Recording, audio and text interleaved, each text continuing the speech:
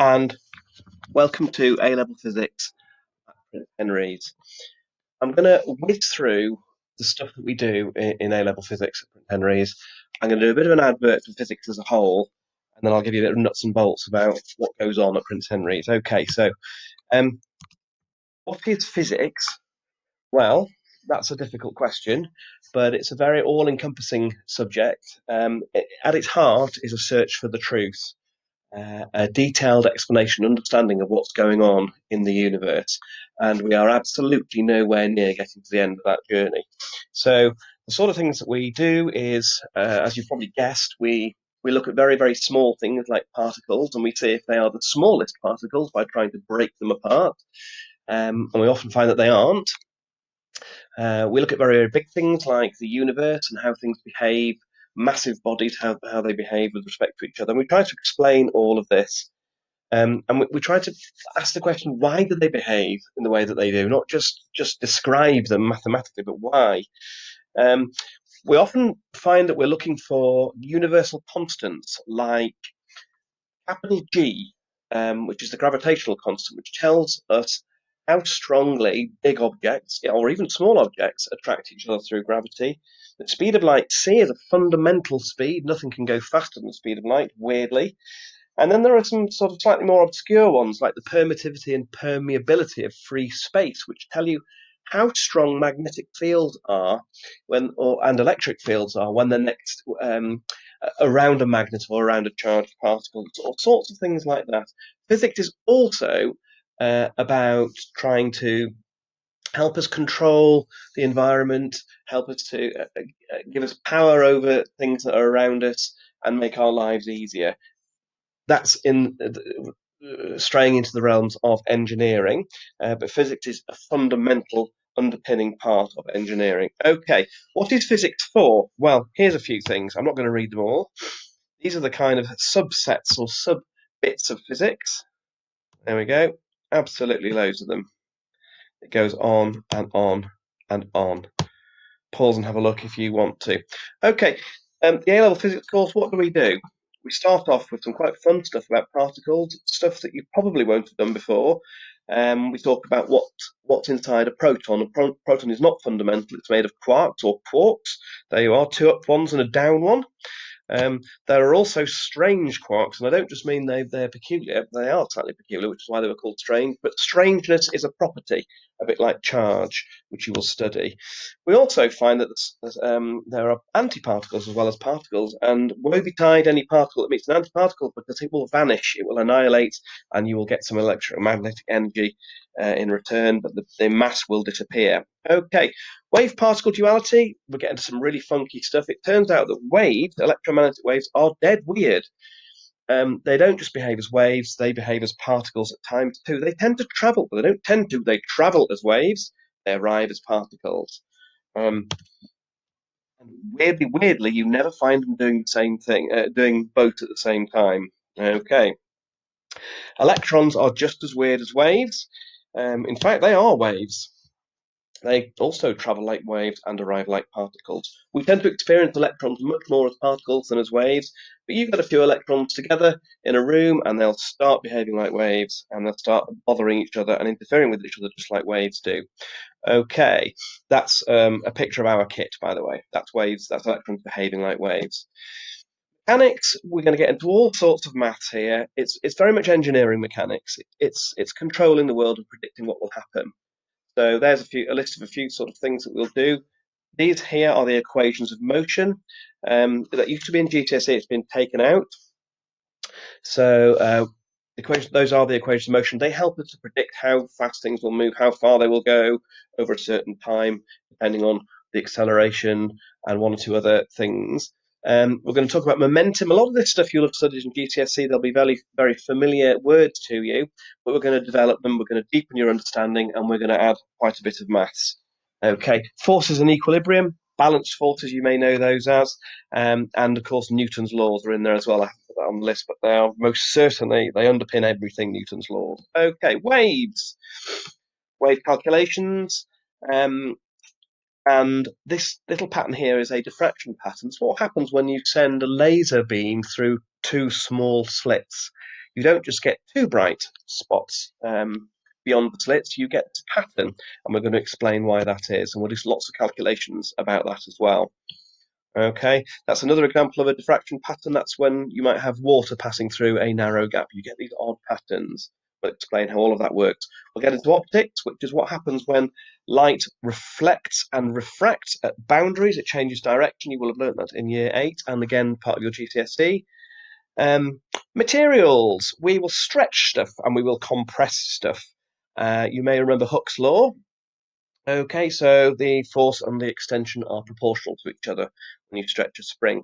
But we need to take that further and look at materials, not just at samples of materials like springs, but we're going to actually, materials themselves have a certain amount of stretchiness, and we call that the Young's modulus. It's a bit like the spring constant, but for a material, and we're going to, one of your practicals that you will do will be to measure the Young's modulus of copper or possibly one of the other metals.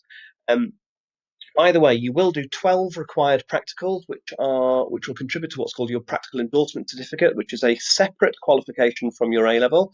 Many universities are very keen to you to have that. You just have to demonstrate suitable practical skills over the course of the 2 years, assessed by your teachers.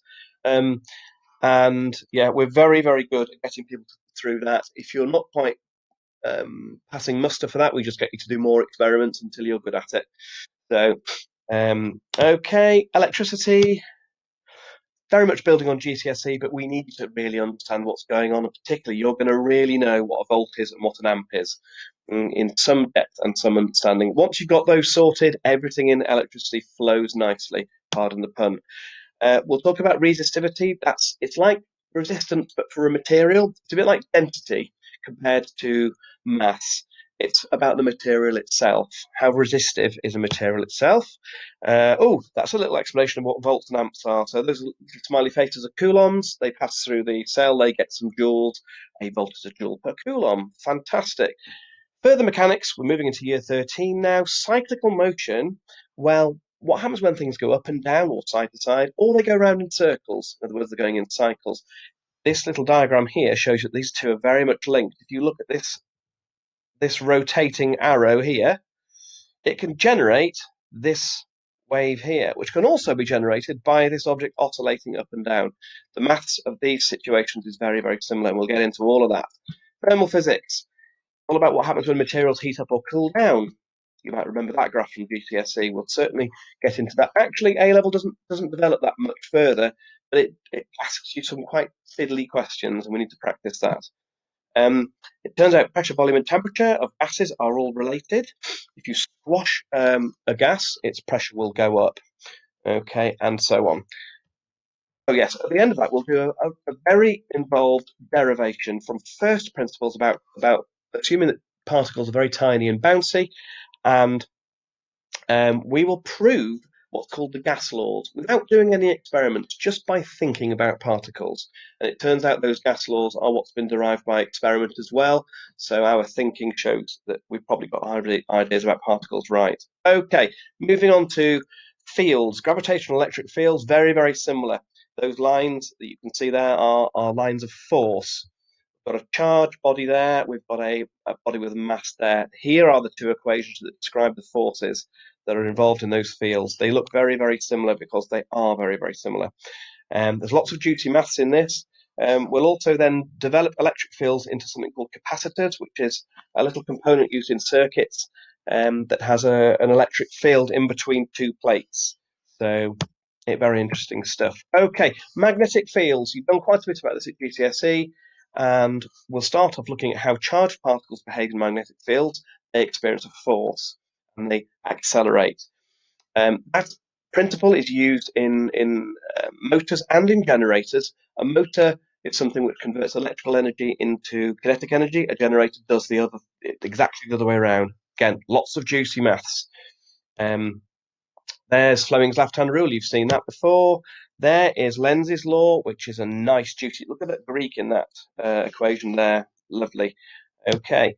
Nuclear physics, alpha, beta, and gamma. You've come across that. That's GCSE stuff. We'll develop that. We'll do a required practical where you get to use a source of gamma radiation safely. and with a Geiger counter and do an actual practical. It's one of the 12 required practicals. There's an example of somebody doing it. Okay, we'll talk about the maths of exponential decay. That's the graphs of decay of a sample or 3 different samples of radiation, and we'll get deeply into the maths of that. You can see those complex looking equations there. You have a really good idea what that's all about. Okay, and then finally, turning points.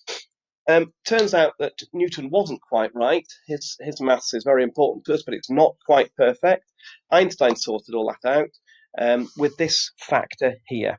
It turns out that when you travel very fast, approaching the speed of light, your mass goes up, your dimensions go down, and your time dilates. In other words, your clocks run slowly. As long as you're being observed by somebody watching you, you won't experience it yourself, but somebody watching you will, if they try to measure all these things, they will find that. And this is the factor that things change by here. And you can see in there is your speed, V, and the speed of light, C.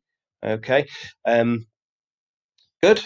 So that's it. Your teachers, well, next year for year 12, it'll be Mr. Druitt and Mr. Murphy. I am Mr. Walker, and I lead the A level at Prince Henry's. So I'm always on hand for advice, guidance, after school sessions, whatever you like. You'll be very familiar with us all by the end of the year. Okay. Some resources on Firefly. The first one is just general resources for A-level students for you to use as you go through the course. We're updating that all the time. The second one is resources, kind of transition resources for you guys in year 11 to have a look at. It contains these 3 things, particularly the AQA's transition guide, written by AQA. It's really good, actually. Our own Bridging the Gap, which helps you with a few exercises um, to kind of top up your maths and make sure you're confident going into the beginning of year 12, and a practical skills workbook, which we can use before and during the course. Okay. Yes, just a bit of information I have today. We are getting new data loggers next year. The school has been short of data loggers. We've got some very old ones that just about worked, but we're getting some brand new. We're spending £9,000 over the next 3 years. So during the course of your time doing A level, we will spend 6,000 of that £9,000. We'll have some lovely, shiny, fun equipment to use to measure things like voltage, temperature, distance, velocity, all kinds of things. So brilliant news. I'm really chuffed about that. Okay, so that is it.